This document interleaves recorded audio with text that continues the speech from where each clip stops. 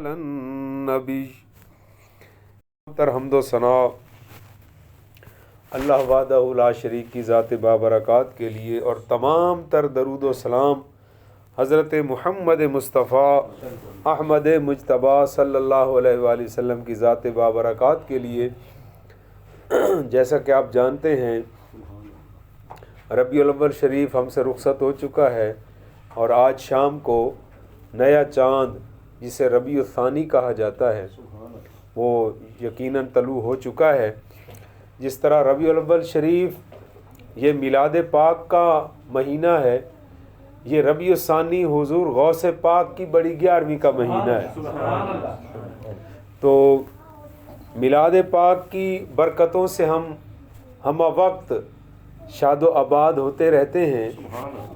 اللہ پاک ہمارے ان گھروں کو شاد و آباد رکھے جہاں اللہ کا اور اس کے محبوب کا ذکر خیر ہوتا رہتا ہے۔ اور یہ جملہ میں اکثر آپ حضرات کے گوش گزار کرتا ہوں کہ جس طرح ہمارے پیٹ کو غذا کی ضرورت ہے، ہماری روح کو بھی غذا کی ضرورت ہے، اور روح کی غذا، پیٹ کی غذا کھانا اور پینا ہے، اور روح کی غذا ذکر اللہ ہے، جو خواجگان اپنی نگرانی میں اور پھر اپنے خلفاء کو تیار کر کے ذکر کی محافل کو پوری دنیا میں پھیلا رہے ہیں۔ ذکر خدا اور ذکر مصطفیٰ یہ ہماری روحانی غذا ہے۔ چونکہ میلاد شریف کا مہینہ ابھی گزرا ہے، تو نبی پاک علیہ الصلاۃ والسلام کے میلاد پاک کی برکتیں سنیں کہ، اور اللہ پاک نے یہ ہم ذکر خدا اور ذکر مصطفیٰ کی محافل اس لیے منعقد کرتے ہیں، اللہ نے اپنے محبوب کو حکم دیا وَأَمَّا بِنِعْمَةِ رَبِّكَ فَحَدِّثْ، اے محبوب آپ اپنے رب کی نعمتوں کا خوب چرچا کیا کریں۔ یہ چرچا کرنا، لوگوں کو بیان کرنا، یہ بھی شکر کی ایک قسم ہے۔ اللہ کا شکر ادا ہو جاتا ہے کہ واہ میرے مولا تیرا لاکھ لاکھ احسان، تو نے اپنے محبوب کی ولادت باسعادت کی خوشی منانے کی ہمیں توفیق بخشی۔ اور یہ ساری کائنات تو سجائی حضور کے لیے گئی ہے۔ اگر سرکار نہ ہوتے تو کچھ بھی نہ ہوتا، کوئی چیز بھی نہ ہوتی۔ اگر سب کچھ ہے، یہ ساری زندگی میں آپ کو روانی نظر آ رہی ہے، تو یہ آمنہ کے لال کا صدقہ ہے۔ تو ہم حضور کی تشریف آوری جو اللہ کی سب سے بڑی نعمت ہے، اس کا خوب چرچا کرنے کے لیے اپنے دوستوں کو اپنے گھروں میں، بیٹھکوں میں، گلیوں میں، بازاروں میں اور چوکوں میں، اور یہ گلیوں میں، بازاروں میں، ہر جگہ پر ہم ایسا اہتمام کیوں کرتے ہیں؟ وہ اس لیے کہ جس طرح اللہ رب العالمین ہے، حضور رحمت للعالمین ہے۔ کائنات کا کوئی گوشہ، کوئی جگہ ایسی نہ بچے جہاں حضور کا ذکر نہ ہو۔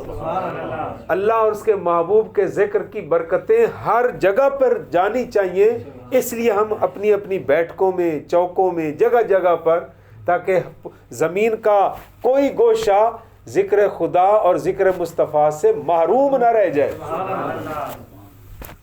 تو میلاد پاک کی برکتیں سنیں۔ حضرت سیدنا عبد المطلب جو ہمارے نبی پاک علیہ السلام کے پیارے دادا جان ہیں، آپ کو پتہ ہے کہ آپ کعبہ شریف کے متولی تھے۔ کعبہ شریف کی ضروریات کا خیال رکھنا، کھولنا، بند کرنا، اس کی خدمت کرنا، یہ حضرت عبد المطلب کے ذمہ تھا، اور آپ ہی کے خاندان میں سے یہ کام چلا آ رہا تھا۔ تو ایک دن کعبہ شریف کی ایک دیوار بارش کے پانی سے وہ دیوار گر گئی، تو حضرت عبد المطلب اپنے صاحبزادوں کے ساتھ مل کر کعبہ شریف کے ایک حصے کی دیوار کو تعمیر کر رہے تھے۔ کیا دیکھتے ہیں کہ تعمیر کعبہ کے دوران ہی، آپ وہاں حرم شریف میں کھڑے ہیں، کہ کعبہ شریف کی خود کعبہ شریف چاروں طرف ایک ایک کر کے وہ جھکتا گیا، مشرق مغرب شمال اور جنوب چاروں طرف جھکا اور پھر مقام ابراہیم کی طرف یوں لگ رہا تھا جیسے سجدہ کر رہا ہے.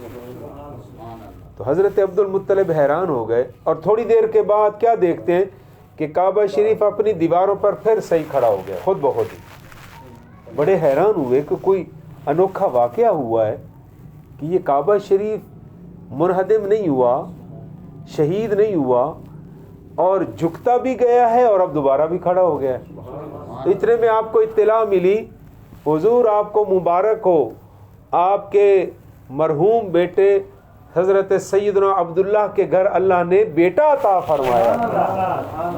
آپ بھاگم بھاگ حضرت آمنہ کے گھر کی طرف دوڑتے ہوئے آ رہے ہیں اور خوشی کے آنسو بھی بہہ رہے ہیں کہ میرا یتیم پوتا پیدا ہو گیا, میرے عبداللہ کی نشانی آ گئی. تو آپ کیا دیکھتے ہیں کہ پرندے مکان کے چاروں طرف اڑ رہے ہیں اور وہ خوشی کے ساتھ ماہوِ پرواز ہیں. آپ نے یہ بھی محسوس کیا کہ آسمان سے فرشتے قطار اندر قطار حضرت آمنہ کے گھر میں نازل ہو رہے ہیں. تو جب آپ نے دروازہ جا کر دستک دی تو حضرت آمنہ رضی اللہ عنہا حضور کی اماں جان جن پر کائنات کی ساری مائیں قربان ہو جائیں, آپ نے آ کر دروازہ کھولا, مبارکباد پیش کی. حضرت عبد المطلب نے فرمایا بیٹی تجھے بھی مبارک ہو, خیر مبارک. یہ عجیب معاملہ ہے, عورتیں بچہ جنتی ہیں تو ان سے تو اٹھا نہیں جاتا, ان کا تو جسم کا انگ انگ درد کی وجہ سے کمزور ہو جاتا ہے, اور میرے دروازے کے دستک دینے پر آپ نے خود دروازہ کھولا اور کوئی نکاہت کوئی کمزوری کے آثار نہیں ہیں. تو حضرت آمنہ نے کہا ابا جان اس سے بھی زیادہ حیران کون باتیں مجھ سے سنیں, یہ تو میرے بچے کی ولادت کا وقت ہے. جب سے میرا یہ لال میرے پیٹ میں آیا میں نے تو عجیب و غریب اللہ کی قدرت کے نظارے دیکھے ہیں. رجب سے لے کر ربیع الاول تک ان 9 مہینوں میں ہر مہینے میں میرے گھر میں میرے آنگن میں اللہ کے نبیوں کی آمد ہوتی رہی ہے. پہلے مہینے حضرت آدم صفی اللہ, پھر حضرت شیس, پھر حضرت ادریس, پھر حضرت نوح, پھر حضرت ہود, پھر حضرت ابراہیم, پھر حضرت اسماعیل, اور اس کے بعد حضرت موسیٰ کلیم اللہ, اور پھر حضرت عیسیٰ روح اللہ. یہ سارے ہر مہینے میرے پاس آتے رہے ہیں اور میرے پاس آ کر سرہانے کھڑے ہو کر یہی کہتے رہے ہیں آمنہ تجھے مبارک ہو, اور مبارک کے بعد یہ کہتے رہے ہیں الصلاۃ والسلام علیکہ یا رسول اللہ, اپنا تعارف بھی کراتے رہے. اور آخر میں میلاد شریف جب حضور کی ولادت با سعادت ہونے لگی تو حضرت آمنہ فرماتی 4 بیبیاں کمرے کی دیوار شک ہوئی اور وہ اندر تشریف لے آئیں. زندگی میں انہیں پہلی دفعہ دیکھ کر میں گھبرا گئی. ایک بیوی آگے بڑھی, فرمایا آمنہ گھبراؤ نہیں, میں ام البشر حضرت حوا ہوں اور میں اکیلی نہیں آئی, یہ حضرت سارہ ہیں, یہ حضرت آسیہ ہیں, اور یہ حضرت مریم بنت عمران ہیں. ہمیں بھی اللہ نے بڑی بڑی شانیں عطا فرمائی ہیں. کوئی نبیوں کی ماں ہے, کوئی نبی کی بیوی ہے, کوئی نبی کو پرورش کرنے والی ہے.